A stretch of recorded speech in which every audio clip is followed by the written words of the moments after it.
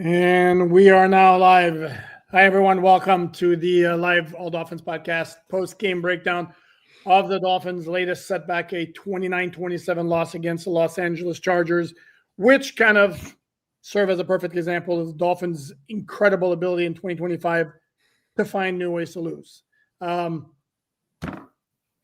Not a whole lot to say beyond that. So this is, guys. No, I'm just kidding. We'll dive into it, and then we'll, as always, tackle our viewer comment section. I'm sure it's going to be a lot of fun. I already went at it, duking it out a little bit with some folks on Twitter.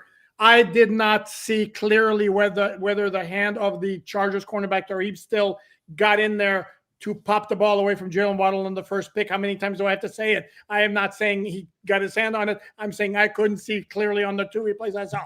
Okay, anyway, that's taken care of. Feel better. Please like, subscribe, comment, share, all that good stuff. I am joined, as I always am, after games by Dolphins on that side, Deputy Editor Dante Collinelli. And Dante, what's your biggest takeaway from this game? Yeah, I mean, the Dolphins are really bad. I don't know that you can have any other takeaway from this game. They're 1-5. They played like a team that was 1-5 in the final moments of the game. You have the quarterback wrapped up. You have an opportunity to make a tackle in space. You don't get the job done. This is a 1-5 football team, and they played like it. And here's the thing, though, they played well in spurts, and that's what they do. That's what they always do. They had very good moments. Even the defense, before it caved at the end, made the stop to give the Dolphins the offensive ball back so they could go score and take the 27-26 lead. And then here's one question I would have. I understand the Dolphins safety core is not necessarily great. Does Dante Trader Jr. really need to be on the field in that last drive? Because for those not aware, he's the one who got juked out of his shoes by Alain McConkey after Herbert escaped the sack from Jalen Phillips in the pocket. And this is one of those plays where Jalen Phillips needs to finish that play. There's also an element of this is where, for those who have criticized me with my obsession with strong arms and big quarterbacks, that's where that kind of comes into play. And it's part Jalen Phillips, you got to finish the play, part tip your hat to the guy making a play. But it still shouldn't be a 40-yard gain. And Mike McDaniel in his post-game press conference mentioned the fact that it was bad fundamentals. He overran the play. As a saying might go, which a saying makes zero sense to me, but in this case, maybe it applies. He didn't keep his feet underneath him. So he lost a balance in space, and that made it way too easy. And my question again is, why is Dante Trader Jr. on the field in that instance? It's a fair question. I wonder how many safeties were on the field in that play. Was it 3? Was it because they had Minkah Fitzpatrick in the slot? I'm not 100% sure. I have to go back and watch the play again. But it's a fair question to ask. What I would tell you is that I thought Ashton Davis was terrible in this game, and that might be the reason that Dante Trader Jr. was on the field in that spot. I think Ashton's a backup caliber player who's playing starter caliber snaps right now for you, and you're trying to find solutions to that. Now, is that the spot for it? Was it a trust issue? I don't know. But yeah, I mean, he overran. He's off balance, right? I mean, you're supposed to come to balance, just to chop your feet and stay square to the ball carrier. Yep. Alain McConkey makes that play. Dante Trader Jr. takes 3 steps to the wrong side, and McConkey just cuts upfield and runs right past him. There's nobody home. Yep. And so can't happen. It's a mistake. And, but again, I think you could also point back to, hey, that's a problem with the build of the team as well. What was the moniker for this draft class? Oh, are we going to need these guys to come in and play well? For the most part, they have not. And that was another example of that in that moment. And is it fair to lop that at Dante Trader Jr., a 5th round pick who probably shouldn't be on the field as much as he is anyway? I don't know, but that's the way the Dolphins built this team. They were relying on these players to make those plays, and they didn't in that spot. Yeah, and this is where maybe, again, where's Iffy Malifonwu in all of this? I mean, the guy's like, somebody's going to put on an APB for him because he is completely not noticeable. And I'm with you. I see Ashton Davis, and I see him on the wrong end of some bad plays way more often than we should. I thought Minkah Fitzpatrick was very good in this game. I thought Rasul Douglas was very good in this game, particularly in the first quarter. We did notice a couple of new players getting time in the secondary. And by the way, before we get to that, since he's always a focal point and we dump on him when he doesn't play well, let's give Tua his props for leading that drive for the go-ahead touchdown. Very well engineered drive. And there was a drive before that that also got the Dolphins to 26-20. Defense did its job, and then the Dolphins marched. There was one play call that I'm sure the Dolphins would like to have back is the swing pass close to the sideline to Malik Washington, where he got tackled out of bounds, flipped over out of bounds, basically at a time when the Dolphins are trying to milk the clock as much as possible while trying to score. It's a very delicate balance because you don't want to call a play strictly for the purpose of bleeding clock because you're trying to score, but you're trying to score and, kill as much clock as possible at the same time. And that play was like, it resulted in like a 1 or 2 yard gain and out of bounds. That was kind of a costly play. And then the special teams, which have been pretty good all season, except for the key mistake here or there, gave up a 40-yard kickoff return on the play before that. And this is where the Dolphins had success with the dirty ball, quote unquote dirty ball before, which is basically a line drive kickoff. Why wouldn't the Dolphins not go with that again, as opposed to the high kickoff after they took the lead? Yeah, I don't know. It's a fair question. If you get Craig Aukerman later in the week, maybe it's a good question for him, right? And I think it's fair. And for the Malik Washington play and that drive in general, right? Like, I think there are going to be people who like, oh, they should have ran more clock. They should have did this. And I agree with you, right? Like the throw towards the sideline to Malik Washington, probably not where you want to be on that play. And I think that's fair criticism. But generally speaking, if I told you you got the Chargers down to 40 seconds and 1 timeout and you're up, I think you'd feel okay with that, generally speaking. Obviously, it's not perfect. It's not ideal. You'd love to run more clock, waste all their timeouts, but the NFL doesn't work that way, right? You put yourself in a position to win that game. The defense just needs to make a play, and they can't make it. No, and I don't know about you, but I was having flashback to the 2023 season opener where the Dolphins took a late lead and then the defense closed the door. And they did it by getting in Herbert's face on every down. And in this game, they got in Herbert's face on first down, forced the incompletion. Jalen Phillips was right in his grill, literally had his arms around him, couldn't bring him down on a play. And by the way, I saw somebody put that out on social media. Yeah, technically the right tackle could have been flagged for holding Chop Robinson. There was a little bit of a tug. I don't know if they didn't call it because Jalen Phillips got around the right guard very easily and they figured no harm, no foul over there. I don't know. It's one of those where absolutely the flag could have been thrown. They didn't. Refs missed calls. That's going to happen. I don't think that was the biggest issue. The bigger issue is a big difference, as I recall, from that game in 2023 to now as the Chargers began their last drive, this time at the 41. And with that kicker, by the way, that kicker doesn't miss. And he's got a huge leg because before Matthew Butler got flagged for roughness on the snapper, the guy nailed a 58-yarder like it's nobody's, like no worries. That dude is so it was like Dolphins get to the 40-yard line, they're going to win the game, and starting at their 41, they need 19 yards. So it was kind of a tough ask for the defense. They had the play right there. Phillips couldn't make it, and unfortunately, it's the sad truth. Jalen Phillips remains by far the pass rusher on this team who you notice the most as far as getting into the backfield. He just doesn't finish. Yeah, no, it's fair. I thought he played well in this game, and obviously he made a great rush on the final play. You just got to finish it. You got to bring him down. And, Justin's a lot harder to bring down than I think probably people think, just because he's not, he's athletic and he gets outside the pocket, but I don't know that people associate that part of his game with him as much as maybe they should. And it's a tough play to bring Herbert down, but I don't know that you can ask for a better opportunity to bring Herbert down. If you're Jalen Phillips, you get what is essentially a free win. I mean, he beat the right guard right off the snap. It was his first move. He didn't even counter. He just beat him right away. Got into the backfield. You get your arms all the way around Justin Herbert, and he just shrugs you off, and then you can't make the play. And so that's really, really, it's tough, and it's got to be heartbreaking for Jalen, and it's a play that you have to make. You just do. He got into the backfield. That's a tackle you have to make in that spot. And it shouldn't have even got to Ladd McConkey versus Dante Trader Jr. in the open field. And, I would argue the game shouldn't have really been that close in the first place anyway, right? If you come out of the half with a little bit more juice, you don't just immediately give up 2 touchdowns and throw a really bad interception in the third quarter.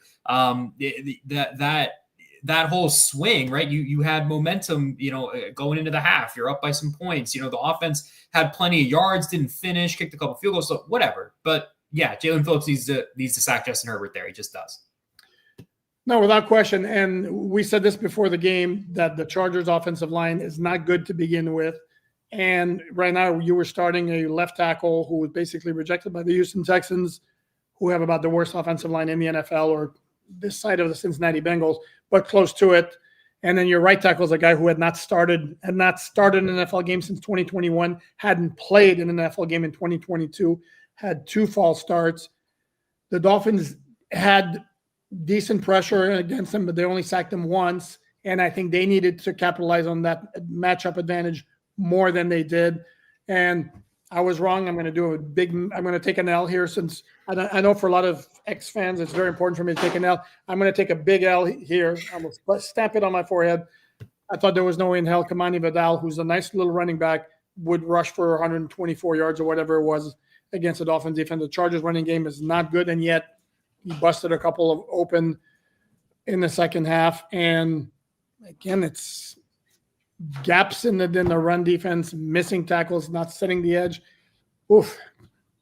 Yeah, I mean, it seemed like they got off to a better start in this one too, right? Like the early rush defense was like, okay, they had a couple run stops on that opening drive where the Chargers kicked a field goal. And then after that, it was just guys getting blown off the ball again, missed tackles. You saw the Chargers really get downhill, really start to get tough. They ran a lot of power concepts and pulling guards and stuff, and they opened up holes. Vidal ran through them. I think he made a couple nice plays in the passing game too, if I'm not mistaken. So Vidal's a nice little player, like you said, and the Dolphins' run defense still isn't very good. And I think, a lot of the yards did come on a few explosives, but, at the end of the day, like, that matters. If you can get explosives in the run game, even if it's a few, like that's good. Yeah, I mean, that's good for you in the running game that way. So I thought it got off to a better start, and then it quickly devolved. I think I felt like they were tired in that third quarter a little bit during that run, those 2 drives. Chargers held the ball for a while. They were kind of getting beat up a little bit in tight quarters. They looked a little tired to me. They spent a lot of the first half on the field, frankly, even though the Dolphins were up. The Chargers ran a lot more plays than Miami did in that first half. Mm-hmm. So I think the defense just got a little bit tired there and, didn't do a good enough job again. And this is 2 straight weeks, and Rico Dowdle is much better than Vidal, right? Like, and Dowdle is a backup, but he's a backup went for 1,000 yards with Dallas last year. He had another good week again this week against his former team, the Cowboys. And you can't let Vidal go for 124 yards on you. Just can't. No, Dowdle had like a $180 or $190 against the Cowboys today. So yeah. No, that guy's a good player. The one thing the Dolphins did well on defense was in the red zone, not counting the last one because the Chargers were playing for a field goal. But before that, Dolphins held the Chargers without a touchdown in the red zone 4 out of 6. That's good work, but between the 20s, obviously wasn't great. And we can look at the end of the game. Obviously, that's where the games are won and lost. And this is where you look at Tua's performance. If you look at the totality of the performance, it wasn't good because it wasn't just the 2 picks. I don't count that last pick. It's a desperation play. So seriously, not like they're going to do anything 5 seconds from their 25-yard line or 35-yard line. Don't count that one. But there were the 2 picks, and then there were 2 overthrows in the open field. I think it was one to Waddle, one to Darren Waller. But he did come through in the clutch, which didn't happen, which was the opposite of Carolina, for example, where the totality of his performance was pretty good, but didn't come through in the clutch. So we look at that, and then you look at maybe the key sequence of the game is that early third quarter where, boom, it goes from 13-9 Dolphins to 23-13 Chargers, like that. And personally, I'm going to say it on the record, I've said it before, I do not like receiving. You win the toss, defer. This notion of like, we're going to take the ball first, we're going to score, and we're going to establish momentum right away. Yeah, except to me, first of all, there's no guarantee you're going to score right away, and guess what? The Dolphins threw a pick. To me, I always like the idea of being able to double up the end of the first half and start of the second half with the ball with consecutive possessions, which you otherwise don't have. So to me, it's an absolute no-brainer. You defer every time. That's not why they lost. That's not why the Chargers got the 2 touchdowns in the third quarter. It was because they were giving Herbert a little bit of time. He was very successful with the short passing, and then there was that bad pick by Tua where he threw a tad behind Achane and again had to the cornerback who made a really nice play on the ball. Yeah, I think Tua. I was not a fan of Tua's performance today. Like in totality, I think you had the one drive there at the end where he went 8 for 8 on that drive and got the Dolphins the lead. And look, that's what you want to see from a quarterback that you pay as much money as Tua. But I thought in totality he did not play well on Sunday against the Chargers. It just missed throws, just really not accurate in the way that he normally is. I thought the first interception was a good throw, bounced right up into Tony Jefferson's hands. Okay, whatever.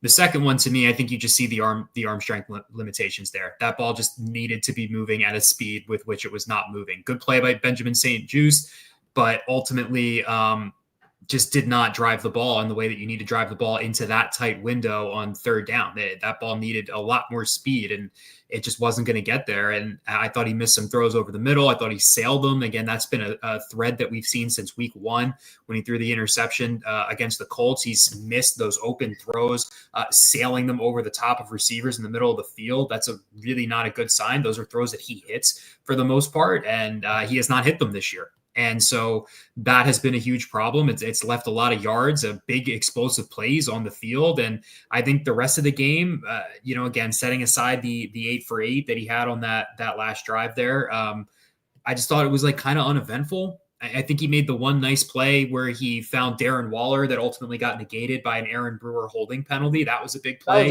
That was a great in throw. This game. That was a great throw. That was a really, really good play that he made off script and then found Darren Waller, got negated by the Aaron Brewer holding penalty. You then missed the field goal with Riley Patterson. The Chargers get the ball back, and I think they kicked a field goal of their own on the ensuing drive. It's a 6-point swing. Not great, especially in a game you lose by 2. And so I don't really think Tua played very well today, but ultimately I think there are bigger picture conversations that you need to have about this football team as an operation. Yeah, it's one of those where they perfected the art of finding a way to lose a game. It's like it's a different thing every game. And it's like while we're talking about Tua, we should address this. I don't know that there's much to say other than it's a bad look. Tua in his post-game comments kind of volunteered the fact that some players at players-led meetings, is how he phrased it, either have shown up late or have been absent. And again, it's not why they're 1-5, and it's a bad look. So for a team again that's not playing well, and especially after what happened last year, with all the talk of guys showing up late to meetings, again, it's just a bad look. I mean, it's like almost adding fuel to the fire. Yeah, the optics of it are terrible. And Mike McDaniel, we should say this, did clarify that those are non-mandatory meetings. I don't know that that's like an excuse that matters per se, right? Like it doesn't really, like, to me, if you're 1-4 coming into the week, you're trying to save your season, you're trying to save your jobs as players, coaches, everybody. Why are you not showing up to meetings that the players are, I'm assuming, and I'm projecting a bit, that the players are trying to set these meetings up as extra work to get better, to improve on the fact that you're 1-4, being late, not showing up to those meetings. Why? Like, why? It's just a bad look. I think of the Dolphins' problems, that's pretty low on my list, but I think when you start to look at the root causes of a team that falls apart like this, I think you kind of creep back into that stuff. And Tua put it all out in the open. I'm sure McDaniel's going to get 100 more questions about it this week and throughout the rest of the season, and we'll see. Yeah, and the ability to, with so many close games in the NFL, the ability to come through in the clutch, offense, defense, special teams, that's what separates the good teams and the bad teams. Look at the Kansas City Chiefs from last year, the perfect example. They could have been easily 5-12. I mean, every game they played felt like they were like pulling it out at the end, and they wound up in the Super Bowl just because they knew how to win at the end. And the Dolphins are the antithesis of that. Darren Waller, 4 touchdowns in 3 games. That's completely awesome. Where the hell was he pretty much the entire game, though? That's a good question. I'm not sure. I have to look at the snap counts, look at the film. Outside of the play that we talked about where it got negated by the holding penalty, I don't really know that I noticed him much at all outside of that. And then obviously the touchdown that he caught at the end where I'm not trying to take anything away from Darren. The Chargers had a coverage bust there. He's just wide open standing in the end zone. You see the replay from behind Tua. They had two defenders collide in the back of the end zone. Yeah, there you go. But hey, I mean, good for Darren catching another touchdown. He's clearly an effective football player. Not sure where he was though. We'll have to get into the tape tomorrow and see what that looks like. And then the other thing that we need to say in terms of individual performances, Devon Achane's a pretty good player. Yeah, he's great. Yeah, he's very good. And I know it's been thrown out there because he's eligible for an extension after this season, and I'm going to guess his agent's going to be on the horn the second the season ends about, show us the money. That the thought maybe the Dolphins are going to want to pay that and might be willing to listen to trade offers for him. And to me, it would be like, again, he's still very, very young, still has a lot of tread on those tires. Not somebody I would trade right now. It's hard for me to make a firm opinion on it because I don't know who's going to be making that decision ultimately. I think I know who's going to be making it at the trade deadline. And so I don't think that he gets moved this year. To me, it kind of comes down to who is the head coach of the football team this offseason. And if they decide that their offense is not a fit for a player like Devon Achane, I could see him getting moved in lieu of paying him an extension. So I think he sticks with the Dolphins throughout the year. I'd be really surprised if he gets traded, and I wouldn't be surprised if he sticks around long term either. He's a very talented player. He can do a lot of things for you. I would like to think that any coach coming in would say, wow, this really fast guy who catches the ball and can also run it pretty well is good. We should probably figure out a way to incorporate him to some degree. But is it to a degree with which you want to pay him the big contract that he's probably looking for? I don't know. No, it's a very good point that he'd be a lot more valuable to a coach whose system emphasizes speed the way Mike McDaniel does, as opposed to somebody who just wants to pound the ball and, it's doing a lot more smash mouth. Very, very good point by you, I have to say. I'm trying to think if there are any other noteworthy performances. You mentioned the missed field goal by Riley Patterson, who has done a very good job in place of Jason Sanders, but it's a nasty cost to pay. Like, kickers around the NFL routinely make 50-plus yard field goals, but you miss, that's the opponent taking the ball right there. So the Chargers started that drive after Patterson missed from 57 yards at their 47. It was a 6-point swing in the game. Yeah. You can blame Patterson for missing the field goal. I think you blame Aaron Brewer for the holding penalty. He was kind of put in a tough spot there, blocking multiple guys. But so I don't know, maybe it's the protection, whoever you want to blame. But it's a 6-point swing in a game that you lose by 2. Yep, not great. The official NFL game book did not have what I would love to know. Which of the two players Brewer was holding was he flagged for? Because if you saw the replay, that's a new one. I've never seen this one because he wound up with two guys who got a free run at Tua, and he's holding one and he's holding the other one. So it was like, take your pick. It was actually very interesting. Do you want to mention quickly? He didn't wind up playing a role in the game anyway, because the Chargers wound up kicking a field goal after having a field goal taken off the board. But the penalty on Matthew Butler, for those wondering, we're told this by special teams coordinator Craig Aukerman. The emphasis when it comes to dealing with the long snapper is if his head is down, you're not allowed to make forceful contact with him while his head is down. If he's looking up and in a position to engage, more fairly, then he's more fair game. But if you see the replay, the guy is down and Matthew Butler is like basically leaning on him with a forearm shiver over the back of his shoulders or whatever. So by the interpretation that Craig Aukerman had told us, that's a flag. Again, it didn't matter. It just changed the 58-yard field goal that Dicker had made into a 35-yard field goal a few plays later, but just so you understand the rule. Anything else from this game? Well, I guess the next question would be, where do the Dolphins go from here? And that they're 1-5. I think this is where Chris Greer probably should be picking up the phone and calling his peers and saying, okay, we're open for business. And that means Bradley Chubb, Jalen Phillips. I've heard Jalen Wright mentioned somewhere. I think it was Adam Schefter for ESPN had a list of potential trade candidates. Jalen Wright, training camp knee injury, inactive the first 2 games, active the next 2 but doesn't play, inactive the last 2. Clearly not in the plans. This is a guy made the rounds on social media early in the offseason because of how cut he looked, and that was impressive. And in training camp, I watched every practice in training camp, and woof, the dude, and all due respect, the dude did not look good. So clearly now he's an afterthought. The Dolphins are going with 2 healthy halfbacks on game day instead of having him active. Remember, though, Dolphins gave up a 2025 third-round pick to the Eagles for a 2024 fourth-round pick to be able to select Jalen Wright. They're not getting a 3 or a 4 for him right now. So are they really going to just dump him immediately without seeing what's out there? They're really going to dump him for a 6 or a 7?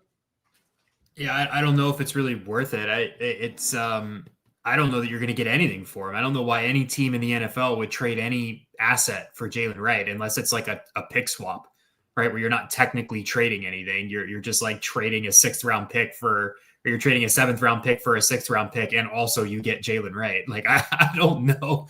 I don't know what you're getting for Wright. And I don't want to be too hard on Jalen only because he really hasn't gotten an opportunity this year. I thought Ollie Gordon outperformed him in camp, but that's camp.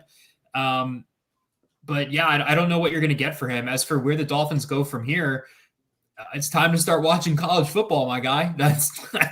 It's time to start. Yeah, that's it. It's time. It's time to start watching quarterbacks, the offensive linemen, anybody with a pulse on defense. It's time.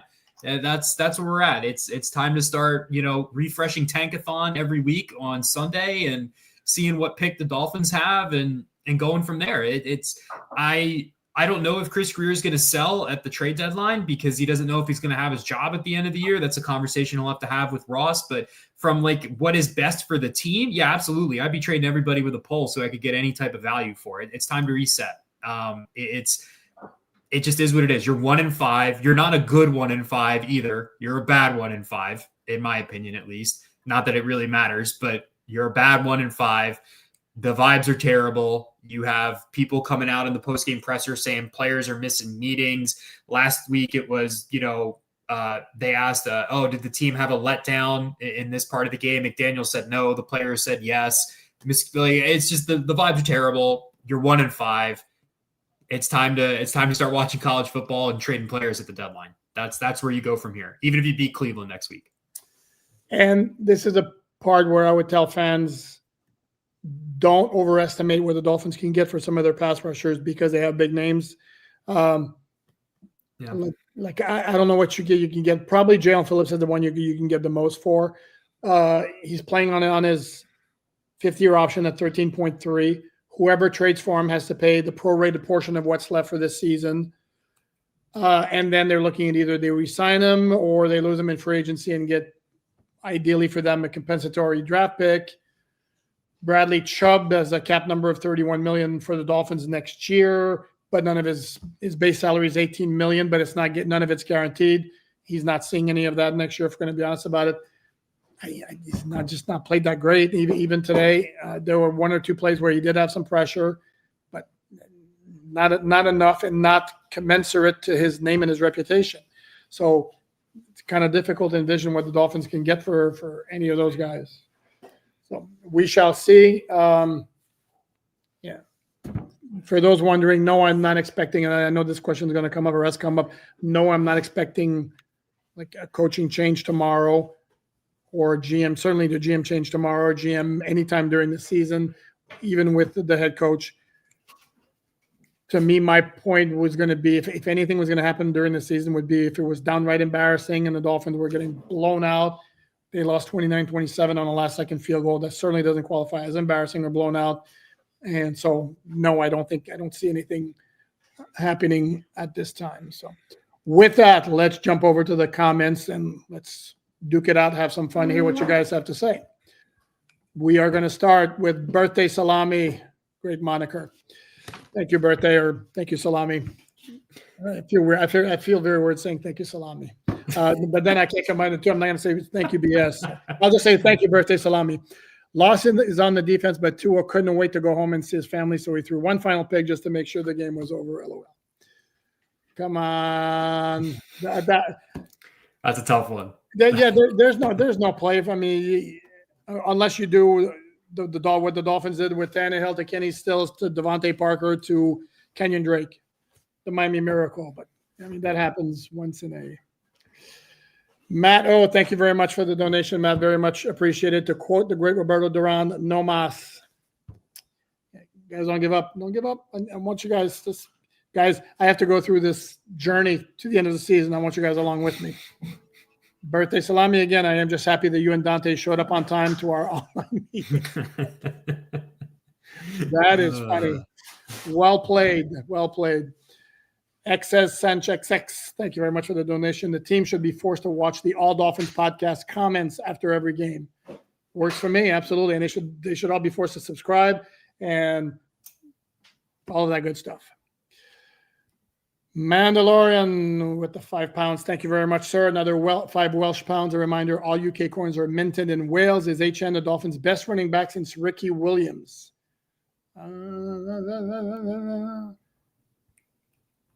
Ricky Williams played for the Dolphins from 2002 through 2009, I want to say, with some years in between missing because of suspensions. Since then, it's been Reggie Bush, who was very good. Jay Ajayi had a really, really good year. Kenyon Drake, Lamar Miller, certainly nobody before HN showed up. So the answer is yes. How's that? I think Ricky Williams actually was better. Ricky Williams was a hell of a player. Yeah. But Devon HN is very unique because I don't know. I think the last one who had that kind of beep speed at running back for the Dolphins, you may have to go all the way back to Mercury Morris. I mean, and that goes way, way back. Yeah, I think HN, like from a natural talent perspective, is probably the next best one from Ricky to me.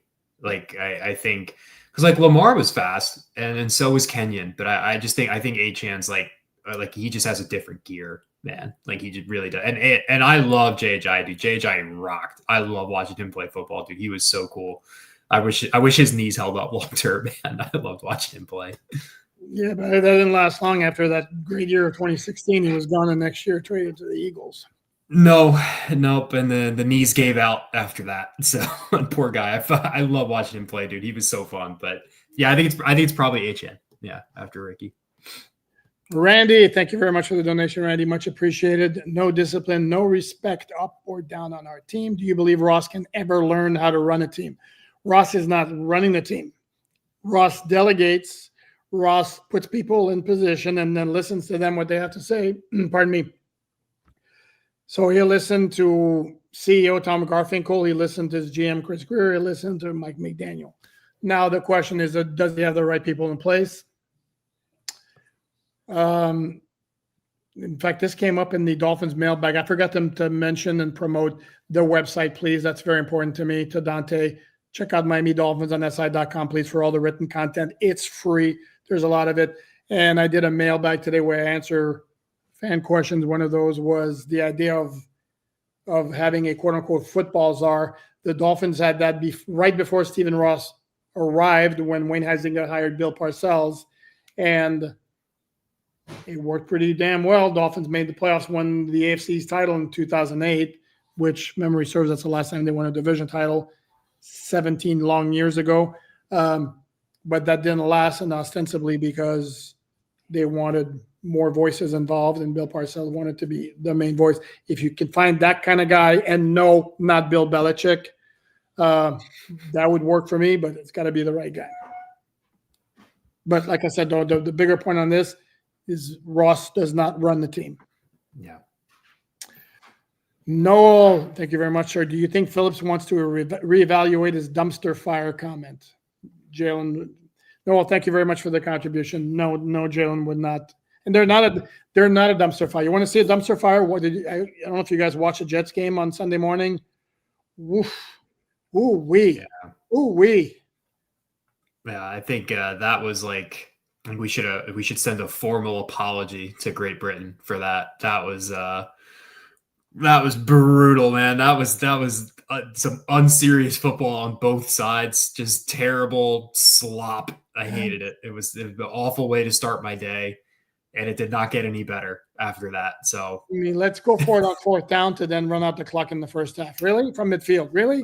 That was one of the worst 2-minute drives I've ever seen in my life in 25 years. That was just unserious, scared coaching.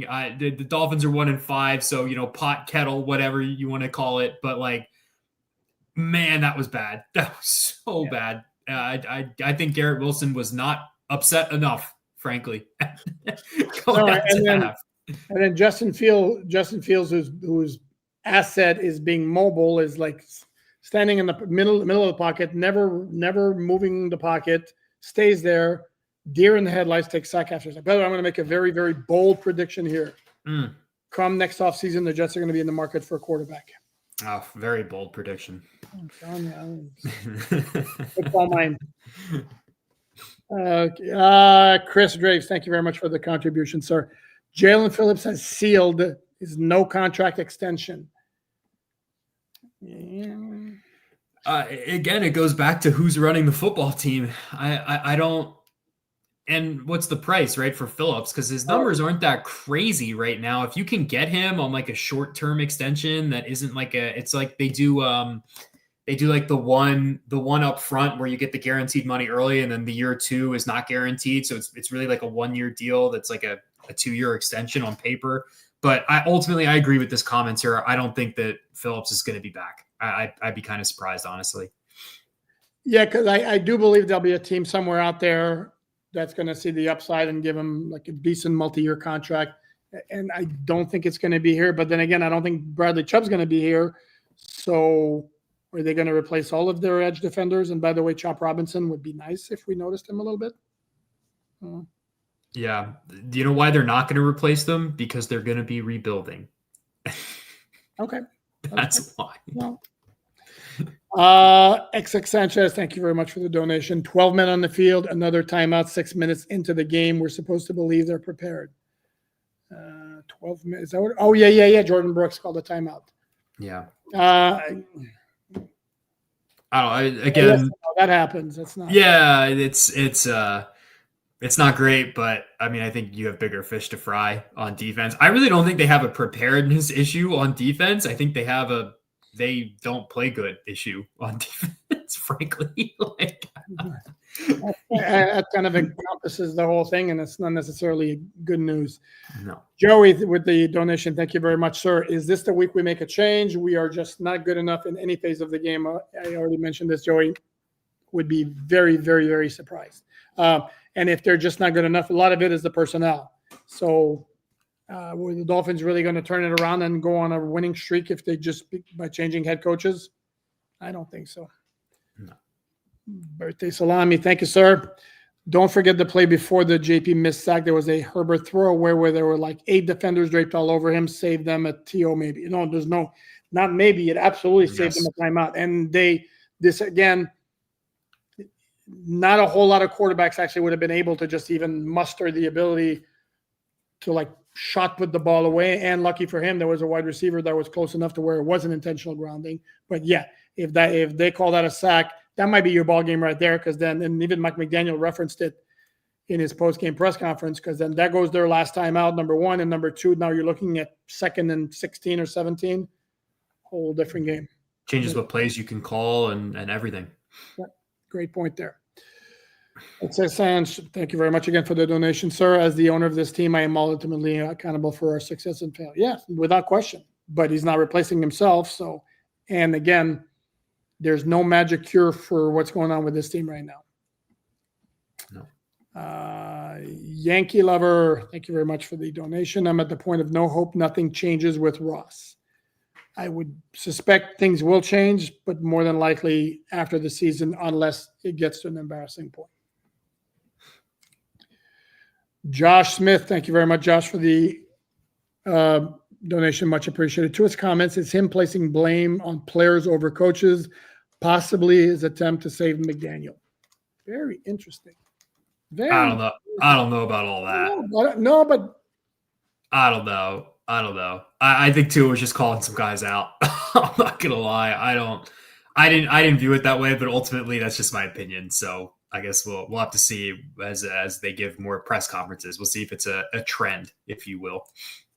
But as I recall, again, it was unsolicited, his comment. So and McDaniel's the one who believed in him. McDaniel's the one who got, on that famous airplane phone call, devised the offense for him, maxed out his potential, helped him get that big contract extension. That Tua would be very loyal and feels a certain degree of debt toward McDaniel.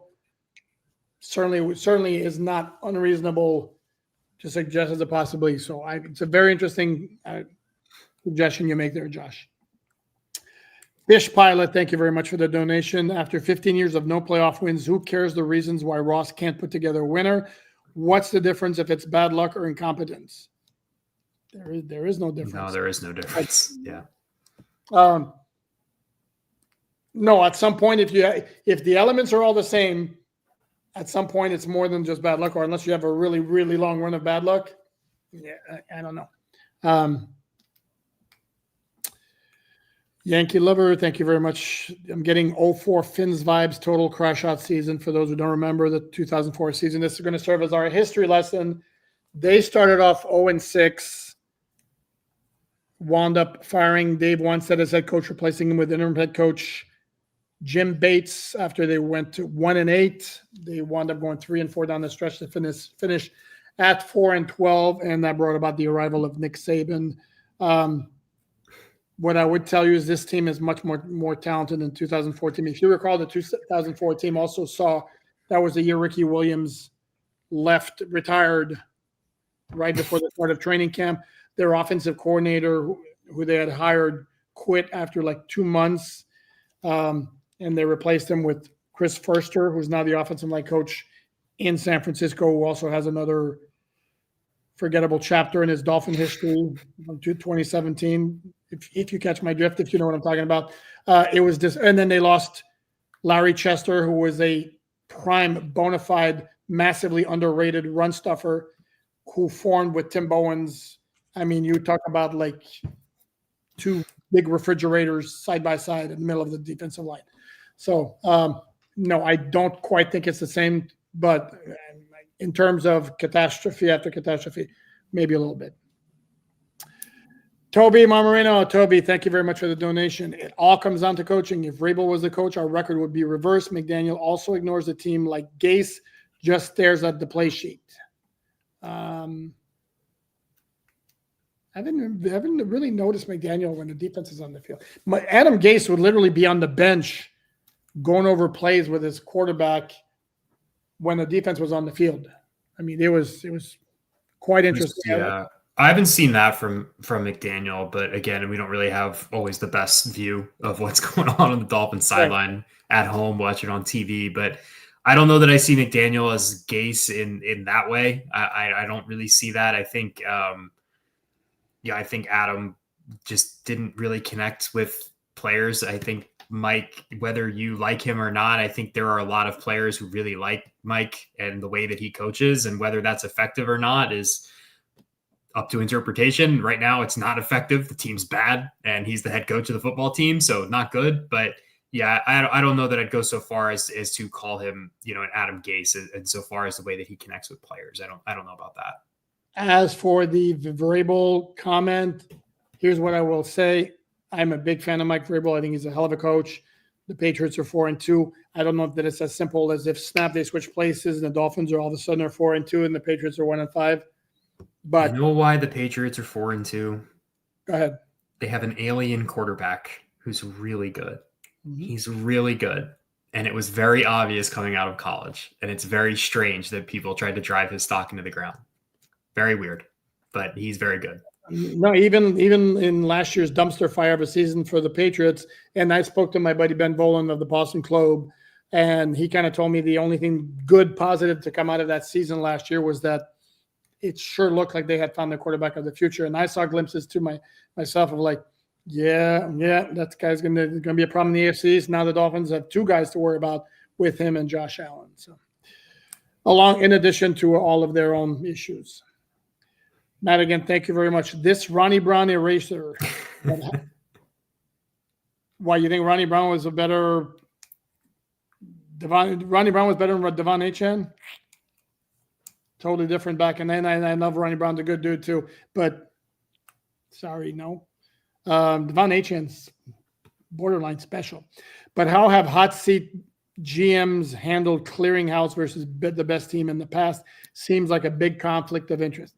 Here's the thing, though, as we've said many, many times, my belief, and I'm not the only one I think who believes that, is that Chris Grier, I don't suspect was going to be completely out after the season. Could he be reassigned at a different position in the organization? Absolutely. But in this case, he's always going to have the best interests of the organization at heart. You know, that's a really good story idea from this commenter.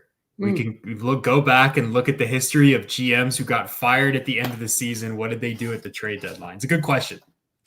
It's interesting. But you also have to find GMs where it was obvious or almost obvious that they were going to not be back the following year. Good luck finding those. Yeah, it's going to be tough. Not quite assigning myself that one yet. We'll see. Maybe some preliminary research first. It's a good question, though. No, it's a very good question.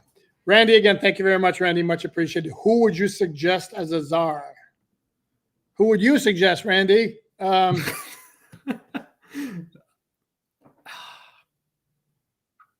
feel like those types of people aren't around as much anymore.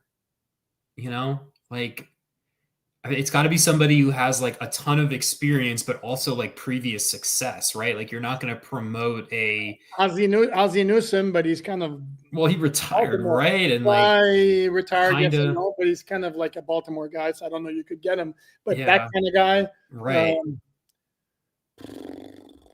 I don't know. I'd have to do some research on that. Like I said, not the Belichick. Please, please, please, please, please. Yeah, no. And that's beyond the fact that I'm saying that selfishly as a media member who does not want to have to deal with him on a regular basis. But again, with what's going on at North Carolina and in New England post Brady, why would we think he would turn things around here? But Randy, I will evaluate and think about it. David Joseph, thank you very much. Can McDaniel fire Weaver? Sure he can, but why would he? I don't suspect that's going to happen. Again, I think the issue is a lot more personnel than it is scheme or coaching. It is interesting, however, as I look around the NFL and you look at a lot of the premier defensive coordinators right now around the NFL, Vance Joseph, Vic Fangio, Brian Flores, Anthony Campanelli, Lou Anarumo. What do they have in common? It's amazing, isn't it, though?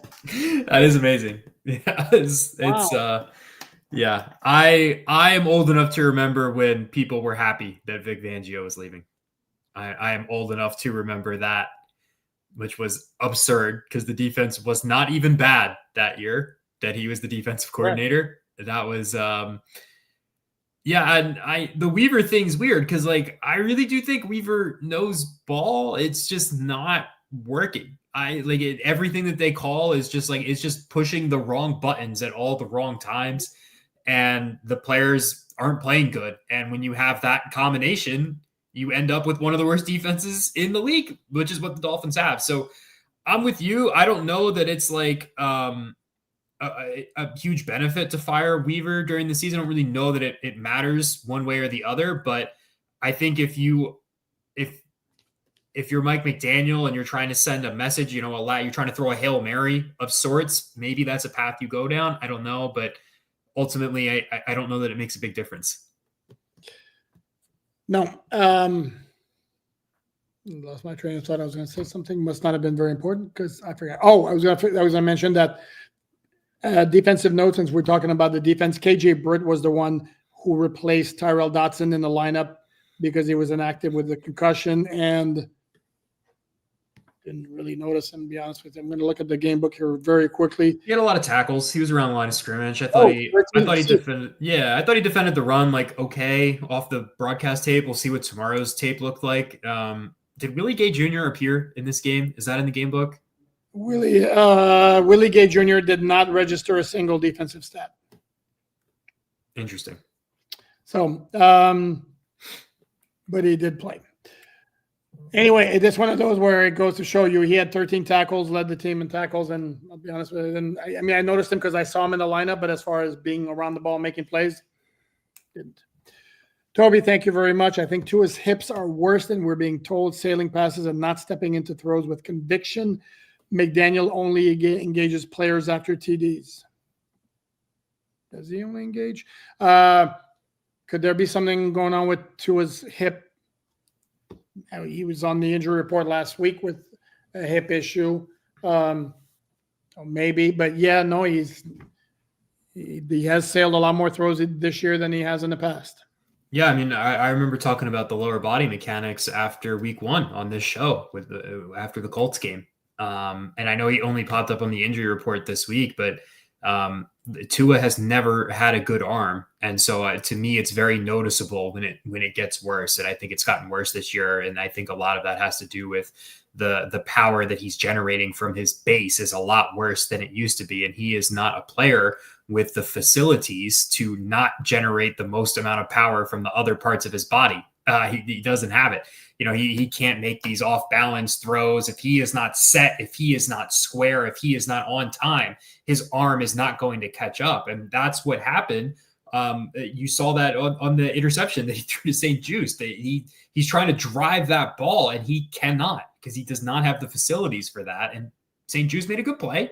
It was a good play. Maybe a lesser corner doesn't make an INT there. It's just a PBU, but he can't drive the ball, and the drive looks worse this year. It does. I don't know if it's the hip or if it's a culmination of all the injuries he's had for years, but the arm is noticeably worse to me this year. Yep. We haven't mentioned the offensive line. I thought for the most part it played okay, certainly a lot better than it did against Carolina.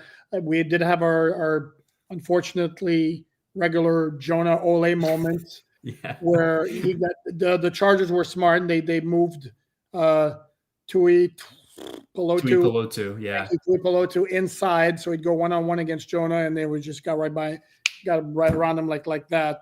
I think there may have been one other sack, but again, for the most part, I didn't think the pass protection was terrible. Okay. Yeah.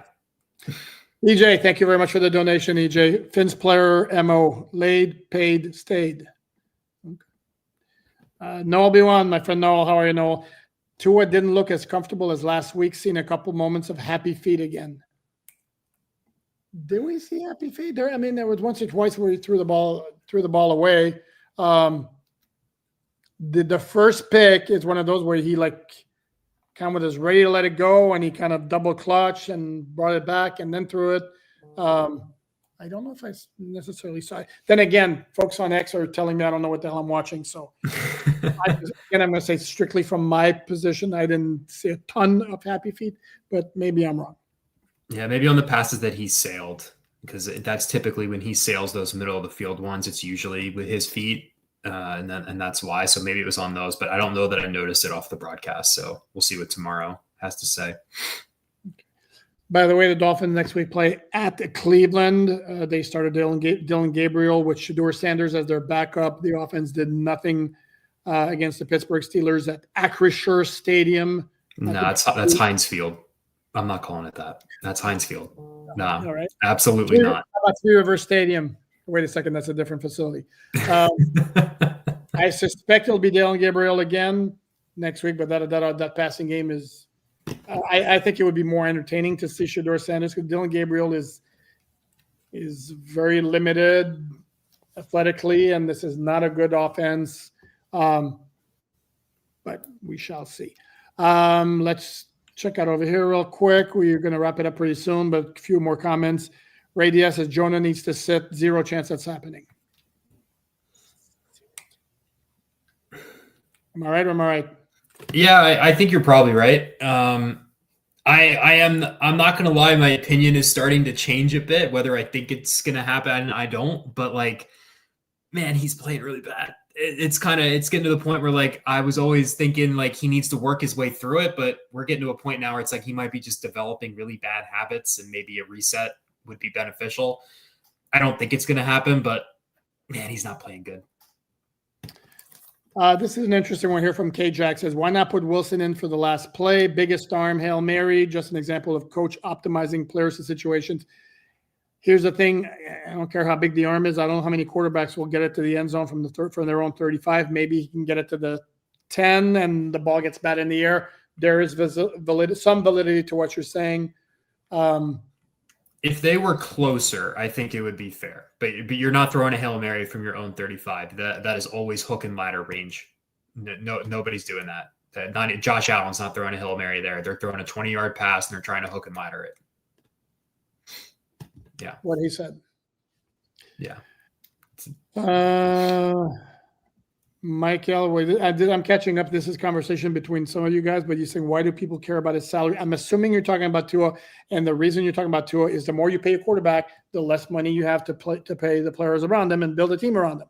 That's why people care about his salary, because if you're devoting a disproportionate amount of salary cap space to your quarterback, he needs to play disproportionately more impactful football than a quarterback who makes less. That's fair.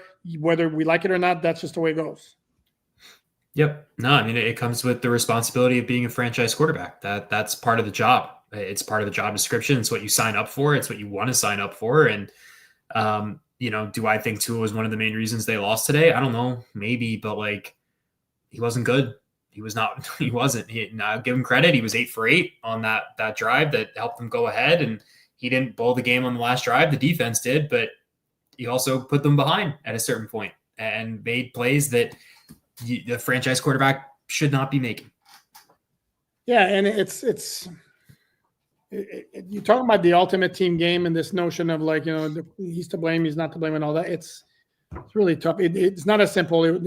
Tua played a role in the loss. The defense obviously played a role in the loss. The special teams played a role in the loss. Yep. Everybody had a hand in it. Pure and simple.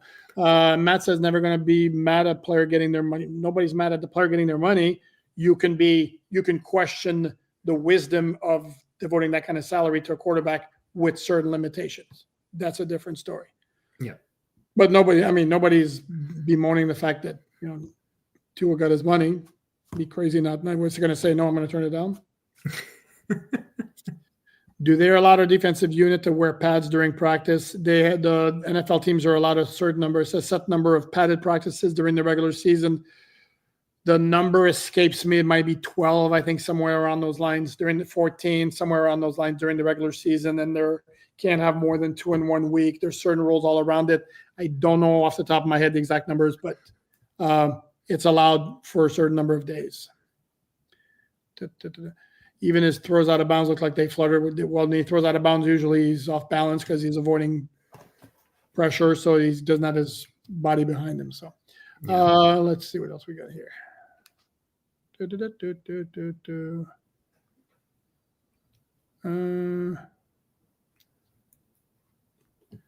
Dolphin defense will make Dylan Gabriel look like an MVP candidate.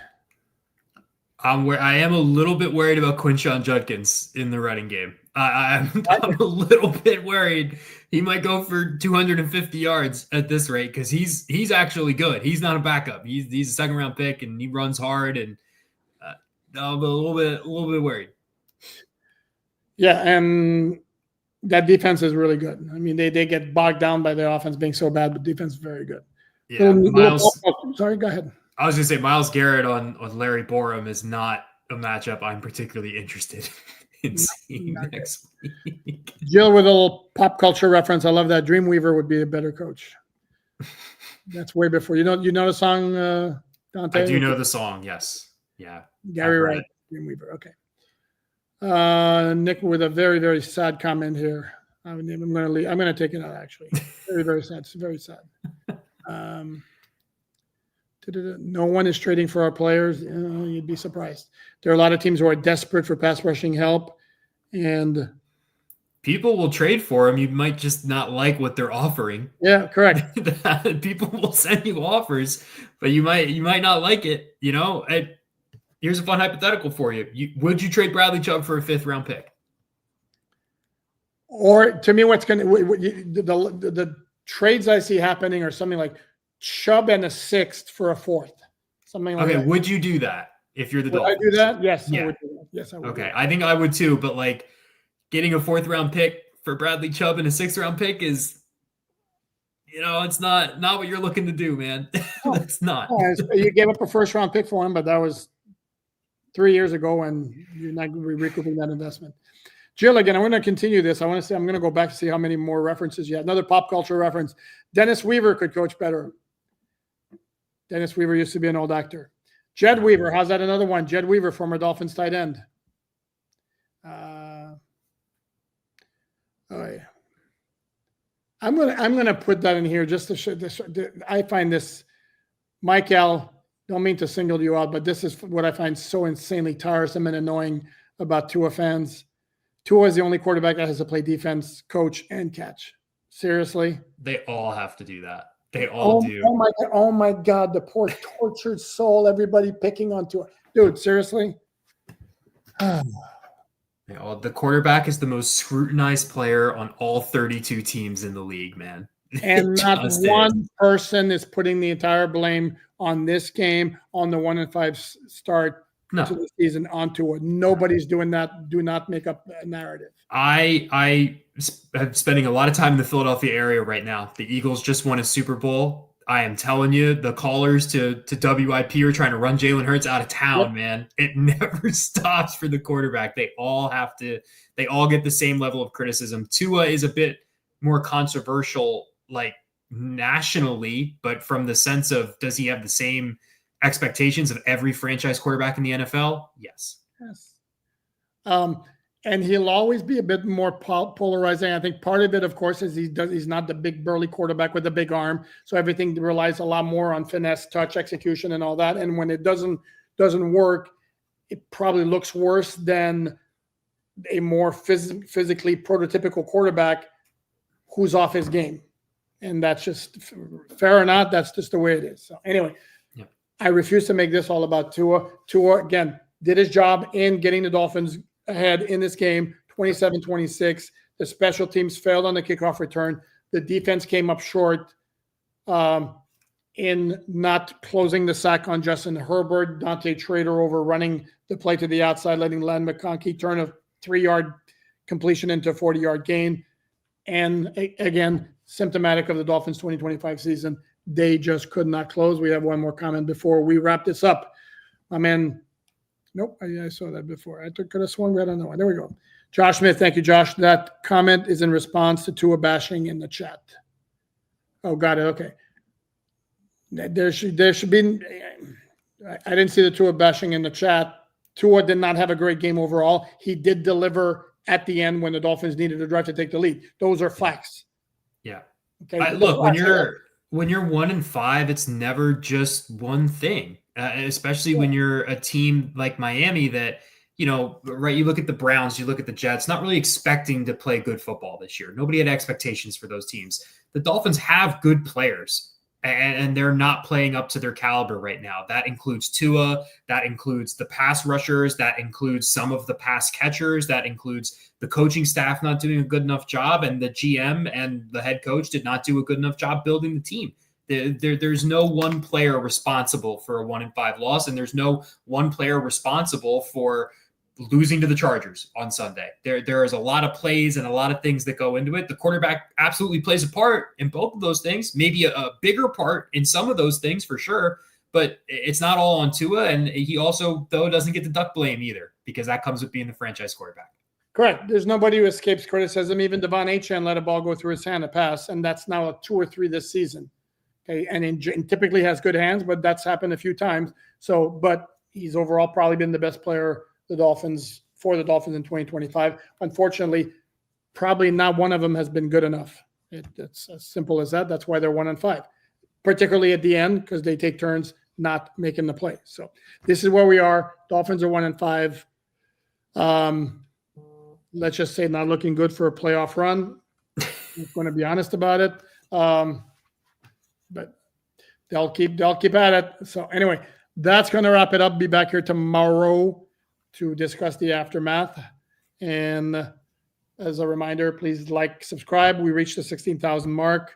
I hope you guys don't bail out. In fact, we get more subscribers. I reached 20,000. Remember my vow, Dolphin jersey, Dolphin hat. In the meantime, please check out the website, MiamiDolphinsSI.com. He is Dante Collinelli. You know me, Alain Poupart. Thanks for watching. Enjoy the rest of your Sunday.